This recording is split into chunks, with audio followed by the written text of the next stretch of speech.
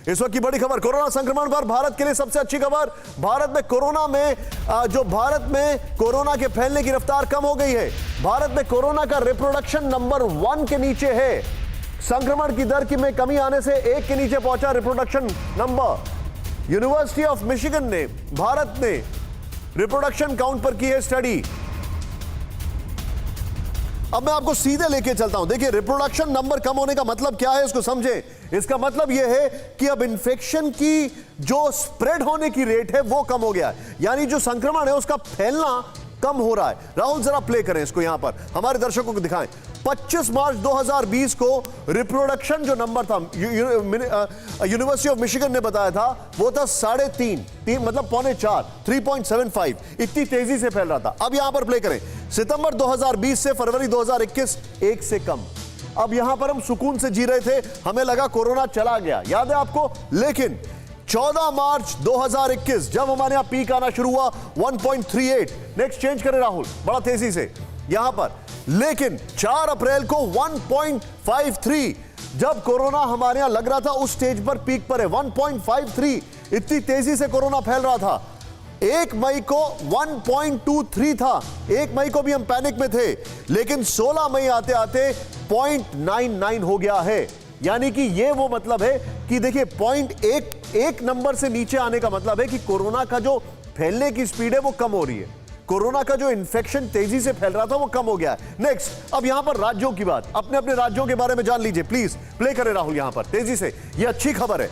दिल्ली, उत्तर प्रदेश, गुजरात, महाराष्ट्र, बिहार, झारखंड, छत्तीसगढ़, तेलंगाना, यहां पर 1 से कम हुआ है रिप्रोडक्शन रेट। राहुल, सिर्फ इस ग्राफिक्स को जरा जूम इन करके दिखाएं, सिर्फ इस ग्राफिक्स को। ये वो राज्य हैं जहां पर कोरोना की जो संक्रमण की स्पीड है वो कम हो गई है। यहां पर कोरोना के संक्रमण की स्पीड कम हो गई है, ये देखें, ये वो इलाके। नेक्स्ट चेंज करें राहुल। अब मैं आपको दिखाने वाला हूं वो इलाके जहां पर कोरोना के संक्रमण की स्पीड अभी भी 1 के ऊपर है। यहां पर सावधानी बरतिए। पंजाब, उत्तराखंड, कर्नाटक, केरल, तमिलनाडु, आंध्र प्रदेश, ओडिशा, पश्चिम बंगाल, असम। आप ये भी कह सकते हैं कि ये वो इलाके हैं जहां पर कोरोना का एपिसेंटर शिफ्ट हो रहा है। राहुल, सारे ग्राफिक्स के साथ एक एक करके मैं सीधे आऊंगा डॉक्टर साहब के पास। डॉक्टर गुप्ता, पिछली बार हमने और आपने जो बात की थी उसमें सीधे तौर पर आपने कहा था कि निशांत, हमें यह भी देखना है कि हमें इसको कैसे कंटेन करना है। क्या यह समझा जाए, क्या यह अपने आप अब कंटेनमेंट वाले जोन में जा रहा है कोरोना, क्योंकि इसका जो इन्फेक्शन स्प्रेड होने की तरीका है वो कम हो गया है? नहीं, आपका जो रिप्रोडक्शन रेट है that is good, but still ये जो वायरस है जिसने हमको 2 महीने से दांत होकर चने दबा दिए। मैं निशांत जी आपको बधाई देना चाहता हूँ, आपको पूरा याद रहता है, आपकी दिमाग, आपकी याददाश्त तारीफे काबिल है जो आपने पूछा लास्ट ईयर टाइम। ठीक है, तो ये अभी कंटेनमेंट अभी नहीं हुआ है।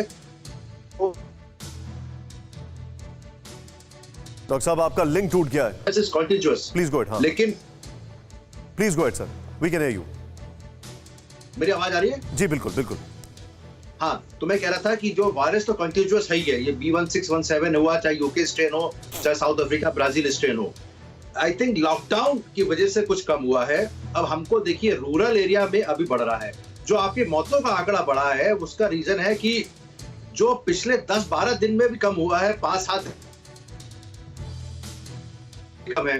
लेकिन जो इन्फेक्ट हो चुके थे पहले, जो 4 लाख के आंकड़े के आसपास थे, वो आज की स्थिति में अभी भी वो मौत के वो उनकी मृत्यु हो रही है जो पहले इन्फेक्ट हुए हैं। शायद जो अभी अब अगर 3 लाख से नीचे का आंकड़ा है वो आगे जाके ट्रांसलेट होगा after 15 days 10 days to reduce the number of deaths. लेकिन आपने रूरल के लिए देख लिया, आपने अभी देखा कि ये साइक्लोन आ गया। इससे तो हमें थोड़ा इसमें बहुत ज्यादा ध्यान रखना पड़ेगा, क्योंकि अभी आंकड़ा फिर से बढ़ सकता है, स्पेशली 2 एरियाज में।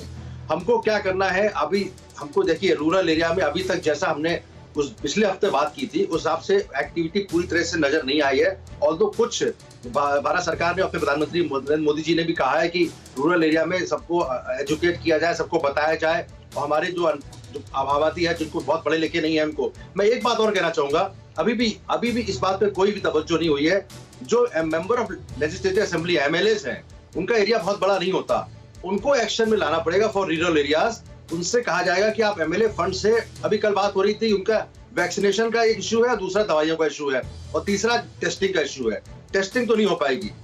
मैंने पिछली बार भी आपसे कहा था कि लोगों को जागरूक करें कि अगर बुखार आए, खांसी आए, तो वो प्राथमिक चिकित्सा केंद्र में जाके उसको छोड़े ना, उसको इग्नोर ना करें। दवाइयां ले लें। अब टेस्टिंग तो हो पाएगी नहीं हो पाएगी, that is very difficult issue, I don't think testing हो पाएगी। और तीसरा है वैक्सीनेशन का।